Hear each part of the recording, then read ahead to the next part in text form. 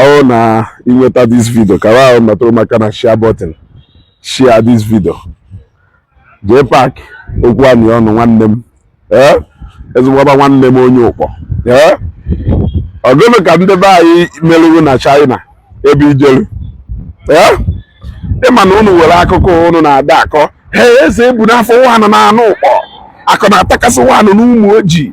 eze yi ụmụ nwanụ na ndezi unu eche n'ebe niile unu na-eje etu oke afọ unu na-etu asa azụ ike unu na-asa uwe ruo na China ebe ndị be anyị nọ na China na-eme wake up. Nwanne anyị nwoke nwụrụ na China, MC n'ọrụ wee wuo mike wee nyeru iwe pụta ebe a na-eme wake up nwa okolobịa nwụrụ anwụ wee wuru mike wee tube ndị mmadụ afa ka iwee dala ego ndị be anyị wee mee ihe ifele wee napụ mike aha n'aka. Anyị nwere information, anyị na-enweta intel from so many places. Ama nne ya adasị kedu ka ezugo si wee nwetakwa information a even all the way na China, kedu ka ezugo nwa ọjọọ a si wee nweta information a. Anyị na everywhere. We may not be physically down in China, but we have contact and connection worldwide. You go ha wee mee ihe ifele wee do ụkọ ana mepe ka ị na-akpuo. Go unu na-ayọ ego unu na-ayọ ego unu na-ayọ banye ebe niile ebe a na-eme wake up nwa okorobịa ọhụkwa ngụ onye wụ the MC of the occasion nọ na the MC nọ na occasion ka ị demandere nya nyewu mike o meru ebele wu mike nyewu ebiaru ebe a chọọ ka ị nọrọ ebe a China ka ịtụwekwa ndị mmadụ afa dabakwa ego n'ebe a na-eme wake up nwa okorobịa nwụrụ anwụ. Ha wee mee ihe ifere na China wee napụ mike n'ihu mmadụ niile wee meru yiyo ọfọ ọdụkọ ogumi ya na iji ime anapụ mike ya bịa kwuo na-asị ikwuo na-asị ama atụọ m vidio ikwuo kịta na-asị atụọ m vidio ịghọtago ife meji oshi ịtụ vidio na no matter what anyị ka na-eme n'ihu akwụkwọ aka m nweje na nwanne m nwee vidio sere mụ na personally ịghọtago but rather achọrọ m ka m nwelu this opportunity wee gwa gị ife kele afa nwanne anyị nwoke wee gwa gị ife Dr. Ebuka ọnụ nkwụ gwakwara ụbọchị a ijerube nwere nwayọ tidebe ndị be anyị na high jump akụ na-atakasị n'ụmụ ojii akụ amị ya n'ụmụ nze ọ na-afụ ebe niile ife niile ahụ ọsọ ka e wee weta ego ụna aha amazi oke ebe a eme iwe emenukwu wee jee na akwamozu ka ije mee na akwamozu ebe a na-eme wake up nwa okorobịa na ndụ ọdụlụ amụ mma ọkpọdisi n'ala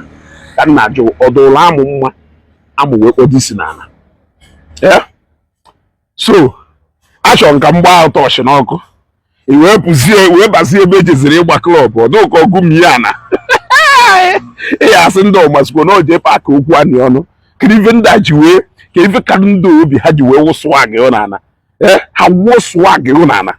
ha ebe niile ka unye ji etu nkịrịka afọ asagharị ihu iko eti mkpu etiso mkpu mkpu unu na-eti ka unu eji wee fife na-emebi unu ahịa ekwu okwu because unu na-eti mkpu ka enye unu ego everything money ibe unu akpa ego na-eme nke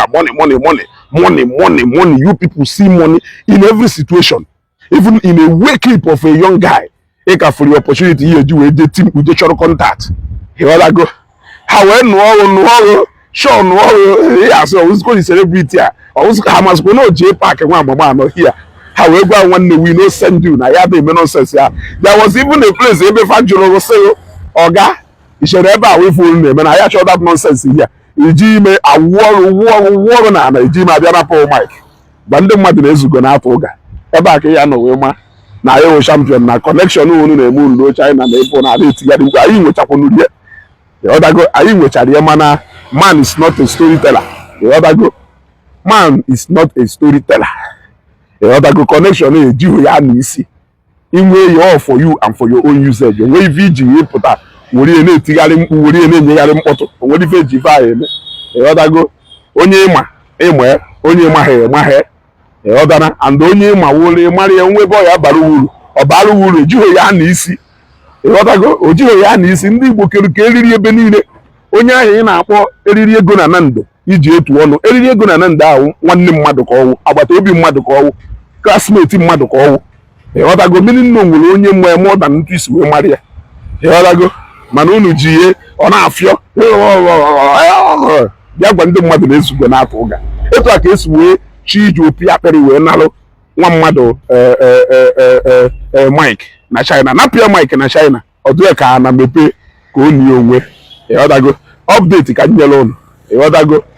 akpasuo m iwe atụọ m vidio because eji ndị vidio darụnụ ụmụ nwoke ndị bi Nigeria ka nye ụnụ update ebe a ọ dị very very important. Ụnụ afụrụ ụmụ nwaanyị ndị ọ ga-abụ every 3 months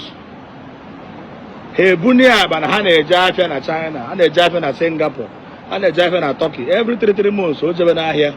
kama ọ ga-enye ndị sampa ego ka ha zụpụtara ahịa at least etiri ya 11 RMB ka ụmụazị ahụ wee rie nri and ọ kapịtakwara ego because gịnị na ọmagbazi flight wee bịa obodo a 3 months ọ bịaba China ha na-ara ha na China. The way ụmụazị youth si ara nwunye mmadụ n'obodo a ọ dị very very alarming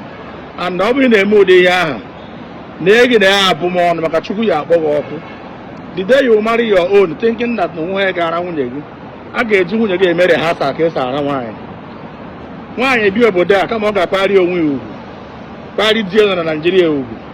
because na the privilege to travel outside ibi obodo a kama ị ga-ewepụta 300 RMB je kwụọ ụgwọ ụlọ kwụọ ụgwọ hotel ọ kwụọ ụgwọ apartment 3000 RMB a month ị ga-anọ wee zụọ afọ ị ga-eme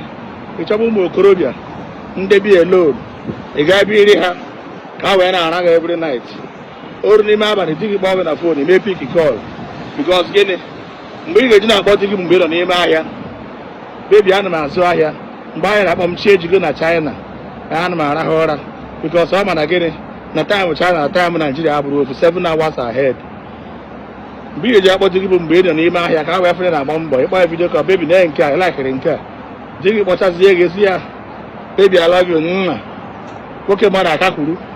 ọmaka na a na-ara ya ọtọ n'isi ebe 3 months ibunye ya akpa ị na-eje ahịa so ọgụ maka Chukwu gọziri ebugharị nwoke na-ara nwunye mmadụ na-ege na ya abụmọnụ maka Chukwu ya akpọ gị ọkụ ebugharị onye a na-ara ara na-eyi ka iji aka gị wee gbu your husband iche na ụmụ ihe enwe ihe ọ na-arụ ọ na-adịkarị wọs ma ọ bụrụ na nwaanyị a na-anụ anụ ji ara ọtụ n'iro lee gị lee ọnwụ di gị maka di gị aha ga-agbabiri nwụọ duto gịnị ijegoje kote mmụọ na-asa ka onye n'isi gị adịzi military 4-5 husband na-alụzi gị ọ bụzi naanị di gị na-alụ gị so gị maka Chukwu gọziri ụmụazị na-agba mbọ n'obodo a na-egoro ndị mmadụ ahịa were naanị 11 RMB na-azụ ahịa 2 RMB ịgbakọchakwa eru 500,000 mana ị ga-asị mba ewere na 1.9 million bịaba China ụgwọ gbaa visa spend ego just gị wee bịa raa di 1 month eche egodo ahịa mana ezụkwa ha 1 full container eche gị ahịa ọ bụ ezụrụ ezụkwa ha 1 full container ezụrụkwa ha 20 feet o ezụrụ 40 feet nọ naanị just 1 CBM ka ezụrụ were bịa China ka ị wee raa ọtụ mana di gị nọ kama enye ụmụazị ego ka ụmụazị gotere gị ahịa ha ya tiri gị 1 RMB i were risk kpojuo isi gị because ị chọrọ ịfụrụ ụmụazị ya mbọ ị ga-ara na China. Continue lee gị dị ọnwụ ike atụrụ nwụrụ anwụ idiot ka ya rịba na nwunye mmadụ n'obodo a that is why some of you achọbeghị ịba uru ndị na-ara nwunye mmadụ n'obodo efụcha ha dịcha ka ewu dịka ọkpọrọ mpi ibe ha na progress efu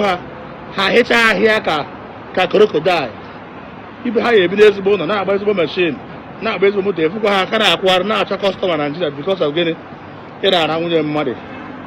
ụbịam mechaghị ihe ezi oru echi gbaburu nwụọ na-ajụ ka ihe mere gịnị atụrụ